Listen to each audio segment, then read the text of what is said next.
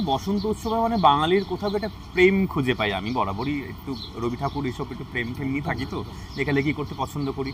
তো বসন্ত মানে আমার কাছে পলাশ পলাশ ফুল, কাজল টানা চোখ, ছেলেদের ধুতি পাঞ্জাবি আর রবীন্দ্রসঙ্গীত।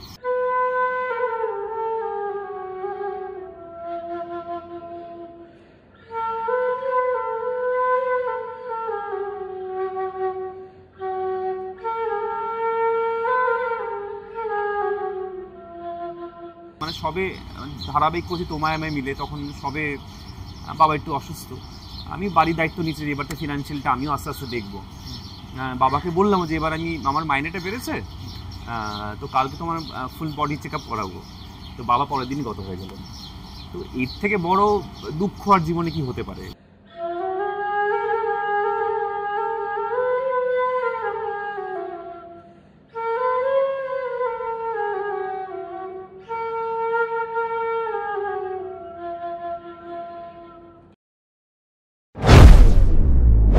আমরা এখন বাংলাদেশের এই দাওয়াটাতে বসে আছি। আমার সঙ্গে রয়েছেন রোদ্দুর, মানে জিআরসি, না গৌরব রায় চৌধুরী। আচ্ছা আচ্ছা, একটা সিরিয়াল চলতে চলতে 6 মাসের মাথায় শোনা গেল বন্ধ হয়ে যাচ্ছে, আবার সেটা ফিরে এলো। দর্শকদের কি বলবো, মানে ভোট বলো, চাহিদা বলো, দাবি বলো, কোনটা বেশি আকস্মিক ছিল, বন্ধ হয়ে যাওয়াটা নাকি এরকম ভাবে ফিরে আসা?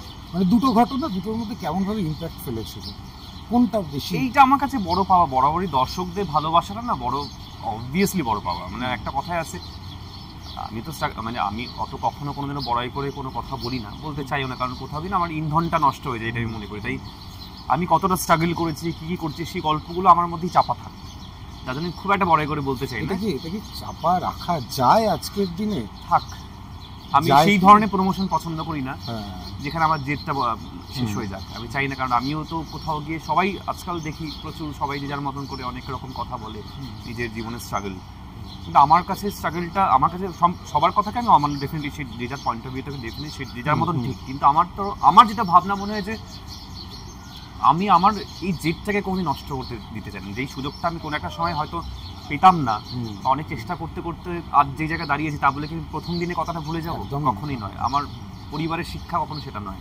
উল্টে এটা বড় পাওয়া যে আমরা, মানে আমি আমার মতন মানে নিম্ন মধ্যবিত্ত পরিবার থেকে উঠে আসা ছেলে, আমার সেইভাবে কোনো ব্যাকআপ ছিল না, কোনো মানে বাবাকে অনেক তাড়াতাড়ি হারিয়েছি, আর ইন্ডাস্ট্রিতে কোনো চেনা পরিচিতি কিচ্ছু নেই, ইভেন এখনও স্টিল। মানে আমি আজ অব্দি কোনো পার্টি এসব কিছু করি না, শুধুমাত্র অভিনয় করি আর বাড়ি যাই।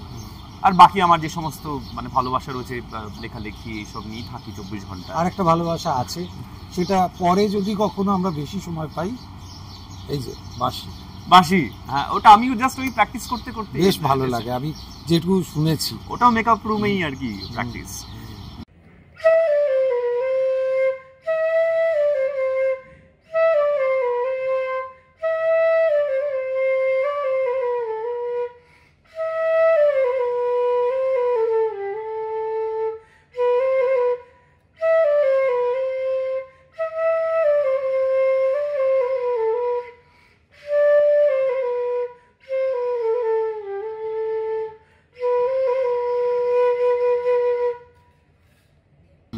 তো ওই জেদটা কোনোদিন নষ্ট করতে চাই না। আর যে ফিরে আসাটা, এটা দর্শকদের থেকে বড় পাওয়া। মানে এটা বরাবরই দর্শকরা আমাকে মানে ভালোবাসা দিয়ে এসেছে, দর্শকদের জন্যই বেঁচে আছি, ওদের জন্যই, ওদের মধ্যেই বাঁচতে চাই আজীবন। মানে আমি ওদের মধ্যেই থাকতে চাই, ওদের ভিড়ের মধ্যেই আমি আমার জীবনটা যেন শেষ হয়ে যাক, ওদের বিনোদন অ্যান্ড প্রেক্ষাপটের মধ্যেই ওদের এন্টারটেইন করতে করতে যেন আমি জীবনটা শেষ হবো, এটাই আমি চাই।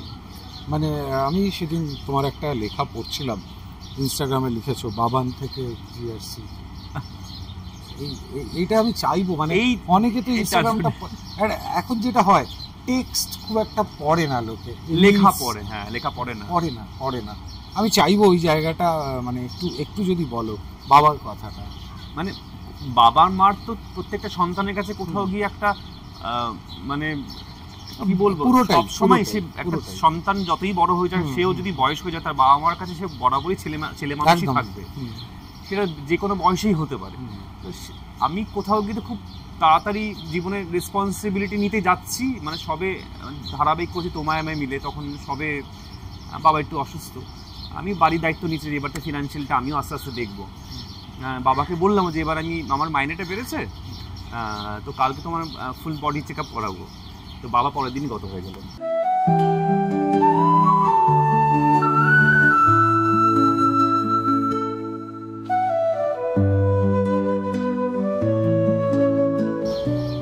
থেকে বড় দুঃখ আর জীবনে কি হতে পারে, যে আমি আমার রেসপন্সিবিলিটি, আমি বাবার দিকটা বুঝি, বাবা হয়তো হাফ ছেড়ে বাঁচলো, ঠিক আছে চল, একটা বিরাট হ্যাপিনেস, এবার একটা হ্যাপিনেস আশীর্বাদ পড়ে গেল, কিন্তু একটা সন্তান হিসেবে কোথাও গিয়ে তো আমার একটা আফসোস থেকে যাওয়া যে তুমি আমাকে এত কষ্ট করে বড় করলে, তুমি আর মা মিলে, তুমি কোনোদিন আসবে না একটু চেয়ারে বসে দেখবেন আমি কি করে অভিনয়টা করি। মানে যেখানে আমাদের মধ্যবিত্ত পরিবার থেকে উঠে আসা, আমাদের ওখানকার পাড়া কালচারে সেটা নেই, অভিনয় কাকে বলা হয় সেইভাবে। বাবা কি মানে প্রথম যখন শুনলেন যে মানে ছেলে চাকরি করবে বা যেরকম হয়ে থাকে কাজ করবে, সেটা খুব একটা স্বাভাবিক, ছেলে অভিনয় করবে, এটা সেই সময় বাবা একটা, এটা বাবা আমার সবারই চিন্তা থাকে কোথাও গিয়ে একটা, সেটা চিন্তা থাকে। তো সেখান থেকে ফিরে আসাটা, মানে বাবার অ্যাকসেপ্ট করাটা, আমাকে প্রমাণ করাটাও কোথাও কি ম্যাটার করেছে। মানে বারংবার অভিনয় করে চেষ্টা করতে করতে বাবাকে প্রমাণ করে দিয়েছি, দেখো এটাও একটা জগৎ হয়, এটা এইভাবে রোজগার করা যায়, এইভাবে জীবনটা কাটানো যায় নিশ্চিন্তে, যদি আমি ঠিকঠাকভাবে মানে ডিসিপ্লিন সাধনা করতে পারি।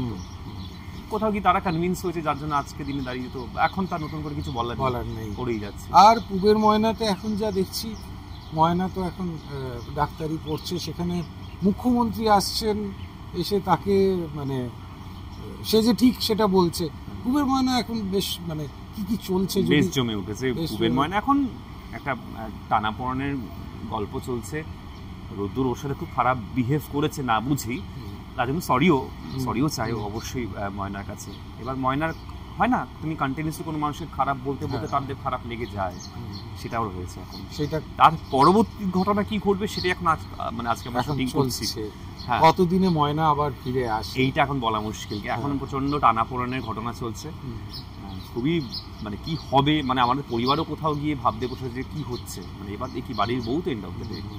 তারপর এখন টুবি কন্টিনিউ হচ্ছে, রঙের উৎসব দোল আসছে, মানে ময়না রোদ্দুর একসঙ্গে কি এরকম কিছু সিকোয়েন্স পাইনি না, মানে সেটা এখনো হয়নি, নিশ্চয়ই ভাববে। আমরা এখন শুটিং শুরু করিনি সেভাবে, আচ্ছা ওটা ক্রমশ প্রকাশ্য আর এই দোলের কথাতেই এলো, আমাদের ইন্টারভিউটাও একদম শেষ হয়ে এসছে।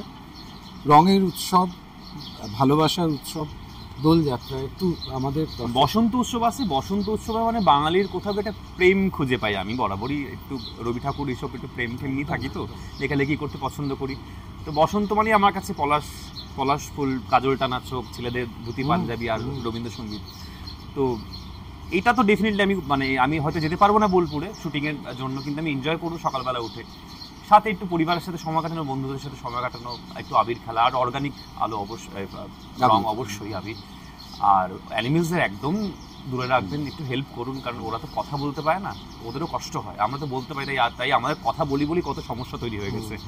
ওরা বলতে পারে না বলে ওদের কত সমস্যা, একটু বুঝুন সেটা। তো ওদেরকে রং দেবেন না, বসন্ত উৎসব খুব ভালো করে এনজয় করুন, পুবের ময়নাও দেখুন, এনজয় করুন সোম থেকে শুক্র 3:30টার সময়। আরও অনেক নানান ধরনের ঘটনা আসছে, আপনারা লেখালেখি করুন, আপনারা এনজয় করুন, আর যদি কোনো ভুল ত্রুটি হয়ে থাকে আপনারা এই চ্যানেলের মাধ্যমে অবশ্যই আমাকে রিভিউ জানাবেন, কেমন?